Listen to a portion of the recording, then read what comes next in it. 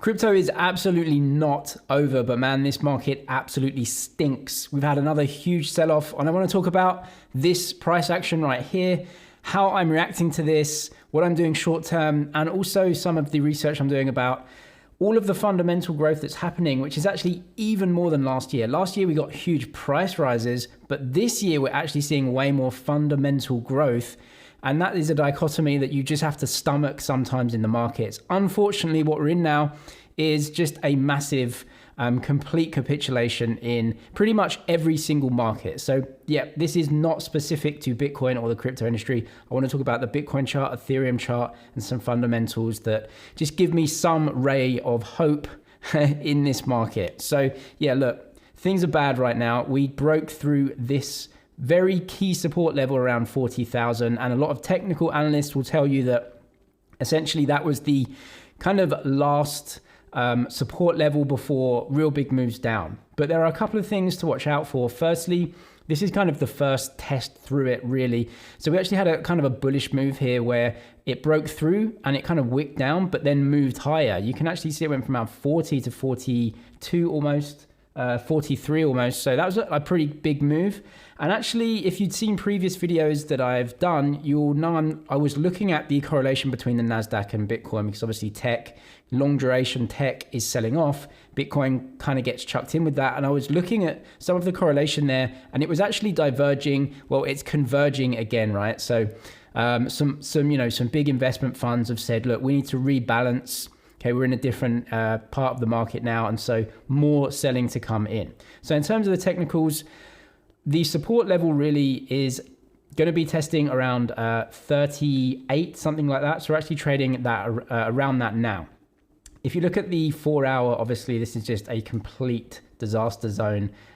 This is a cesspit, absolutely stinks. You know, you can taste it, right? Look, it's just every time it hits, every time it goes up to the kind of resistance level, it just gets absolutely slammed away from it again. So at some point this has to stop, but that is anyone's call. If we look at the daily, again, it's the same sort of thing where you see these two levels here around 38, something like that. We're actually trading around that now. If you look at the weekly, it actually doesn't look too terrible. So if we kind of zoom in on this, you can see for the weekly, like you definitely are getting a downtrend from a new high, but there are definitely, not too many kind of resistance levels to go between now and kind of 35, I guess you would say. But then if it keeps going there, obviously we're in, real massive correction territory. We're around 40% or so off highs at the moment in Bitcoin.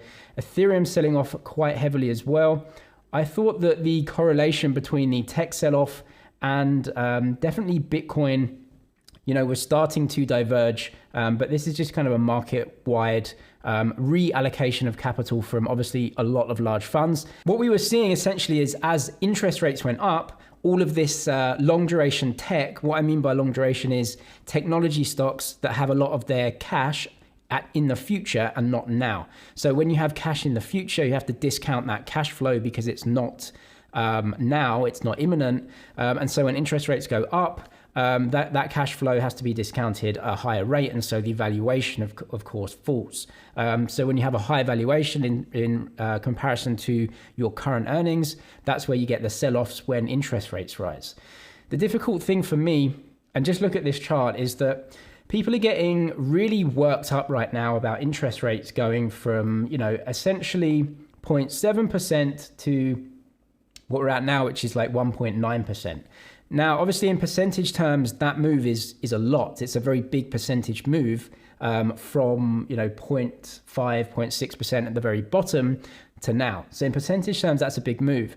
But in the context of what is happening to the world economy, we are at historically low levels of interest rates and we're never moving higher. I think this is pretty obvious. This chart is from the 1980s, from before I was even born, when interest rates were 15%. This is the US 10-year Treasury yielding 15%. Now we're getting worked up because interest rates have gone from nothing to slightly above nothing. And apparently this is like terrible for the market and we're going to have a massive recession.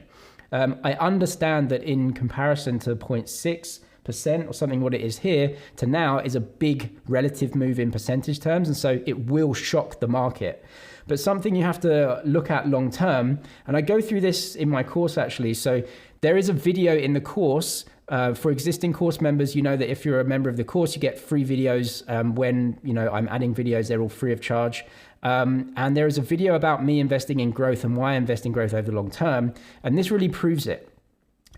So interest rates are 1.7%, and you can just see the obvious trend here is to lower and lower and lower interest rates, right? As debt increases, interest rates cannot increase because you just bankrupt your country. You can't do that. But obviously people are really scared right now. The market is changing from buy everything to let's just sell everything and then go again when the Fed gives us more certainty. But still, I don't think interest rates are really going to go ever above 2.5% again for the 10-year. In fact, the Fed have themselves said that they aim for around 2.5%.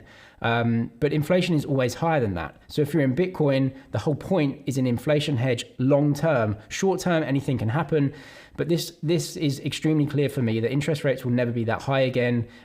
Inflation will always be higher than them. And so you need a store of value asset. Whether you want to invest in equities or Bitcoin is obviously up to you. I do not buy and sell assets based off the market price on a daily basis. I don't invest in the price of something. I invest in that something. And when I look at the price to earnings of some crypto apps and blockchains, it really does kind of give you food for thought. Ethereum, and you can say that a lot of their cash flows are in the future. Ethereum makes $1 billion a month in revenue as a protocol. It's pretty insane. I don't think that this is a long duration, unprofitable tech stock. I actually think that they're extremely profitable because they make $1 billion in free cash flow every single month, which is obviously $12 billion a year in free cash flow with virtually zero cost. And the price is valuing Ethereum at 25 times earnings, which is the same earnings multiple you get in a value stock. So when I look at fundamentals like this, I see the market and I just think the market isn't pricing these things correctly. And that works for the up and downside. They weren't pricing it correctly when everything was like ultimate all-time highs, 69,000 for Bitcoin. They're also not seemingly valuing Ethereum in a correct way either now. So as a long-term investor, it actually doesn't matter because all you do is just buy consistently every month over the long term in projects that you think will be around for 10 or 20 years and then relax. So something I posted today on Twitter, really just to kind of make this point, is what we can see here is the unique addresses on Ethereum. So I just posted this to say, hey, let's look at some charts that are actually going up instead of down, and just some context here. So unique addresses are basically users, right? So the more unique addresses there are in general, the more users there are. Crypto.com think that we will reach 1 billion crypto users in 2022 because of crypto gaming. 1 billion users. That is why I'm not going to be selling anything or shorting or trying to be clever day trading. I'm just going to dollar cost average into the best projects in this space over the long term. I think that that is the best strategy and that is going to win. So when you look at the amount of Ethereum unique users, it's not going down, right? It's just going up. Then you look at Binance and it's the same, 125 million unique addresses. And then we look at Polygon, 126.7 unique addresses.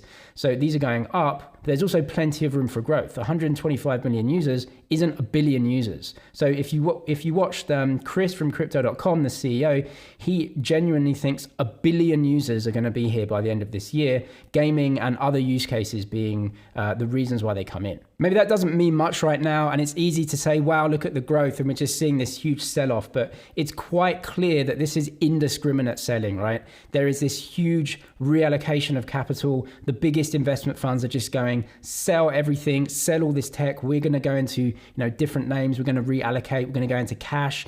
Let's try and go into some more bonds because actually, 1.5 or 1.9% in a 10-year treasury is good for us. Even though inflation's at like 6-7%, we're losing less money than when interest rates are at 0.6%. So this capital allocation eventually is going to tire itself out. People are going to allocate like they want, and then we're going to get back to business, and fundamentals always drive growth over the long term. Have to be a long-term investor. Unless you want to try and trade this market, maybe go short if that's for you. You can actually use Bybit. I don't recommend shorting, but if that's for you, you can get up to $4,000 on Bybit. I'll leave the link in the description. They give you a deposit bonus, deposit crypto on there, get up to $4,000 as a deposit bonus. I don't recommend shorting. I don't short. I just go long, great assets that I think will grow over time. Another growth story though is this that actually came out today, which essentially is like Google Pay wanting to integrate crypto into its digital wallet. So Google Pay could become a comprehensive digital wallet with airline passes and possibly crypto. So if you read into this article, essentially what they're doing is, setting it up to be a crypto wallet. Why is that important? So Google Pay, obviously on Android phones, I quickly looked this up. There's 2.5 billion users of Android in the world that obviously, not every country uses Google Pay, but the vast majority of them use Google Pay.